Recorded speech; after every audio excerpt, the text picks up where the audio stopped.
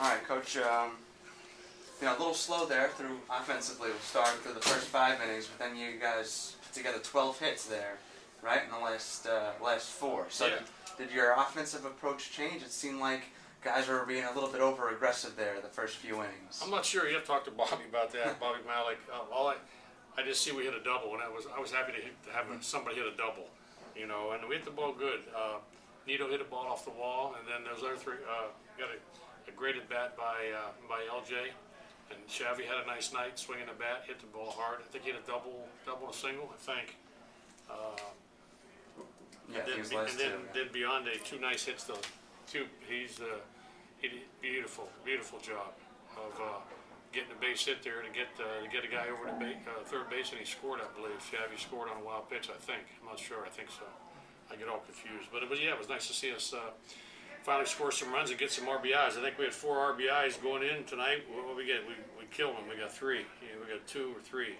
So it's just nice to see swinging the bat. Now you mentioned Biondi. Did you relay anything? They had that conference there. No, we just told him, any way he wants to get the guy over. I mean, he's a good bunter, but if he feels like he can pull the ball off that guy, go ahead. And I think he tried a bunt, and then he just, went up there with 2 strikes. You throw all that out the window and just tell him to hit the ball, and that's exactly what he did. But he's the kind of guy. He's a situation type hitter, and that's what he has to. If he doesn't know how to do it already, he has to learn how to do it, because that's the kind of player he's going to be. Similarly, you had some tough time with Valdez at the very beginning. Yeah. A couple innings, and then you brought in Morris, and he threw 7 strikeouts and that kind of pitching. Can you talk about what you see with him, what the strengths he brings? With Valdez, first of all, 5 days ago he was in the hospital, and it was a great performance tonight. He was sick. He had some chest pains over at Staten Island. We took him to the hospital, and thank the Lord, everything was okay. But he's lost some weight. He's had he's had a tough 5 days. He was kind of weak, but he went out there and gave us 70 pitches in 5 innings. He battled again. He pitched 7 innings last year, 7 the whole year. So this is a road back for him. Those guys aren't going to be. They're not going to be like Johan Santana going out there every day with their change-ups and stuff. But he battled through it. He started getting his slider over toward the end, and did a really nice job getting that 5 innings in. And then Mo came in. Mo is a guy that earned his way on this team in spring training. He earned his way. He had 21 innings, I believe. I believe he had 8 hits and about 4 walks, and that's what he has to do. And you saw it tonight. He establishes his fastball. He has a great changeup. Most of his strikeouts were on changeups. Then he turned tables on him and got the strikeouts with his fastball. What do you have, 7?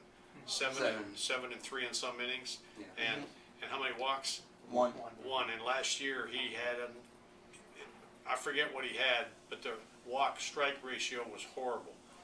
And 1 walk in 3 2/3, I'll take it every time from him. Just a great job. Great job again. You don't realize what that means to our team in not going to the bullpen every other inning, to where you can almost finish the game with 2 starters in June. I mean, these guys aren't, they aren't up to 120 pitches like a big leaguer would be at this time. So just a great job by Mo.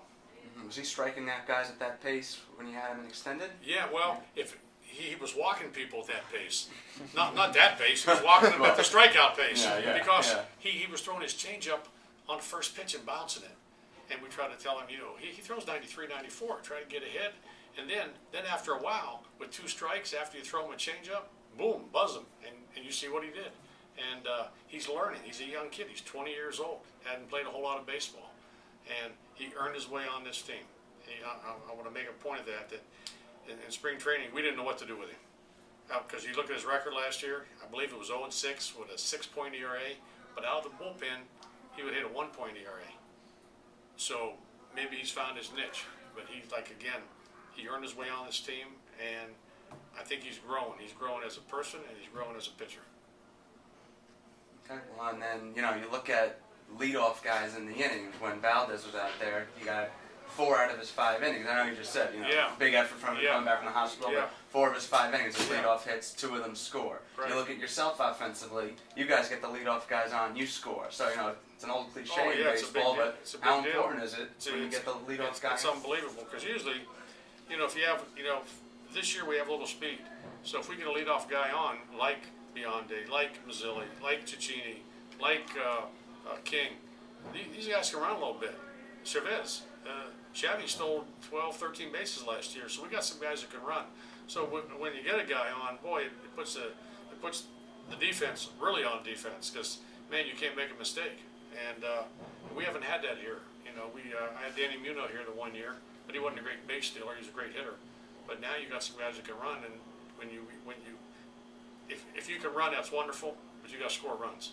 You got to score runs to be thought of as a speedster.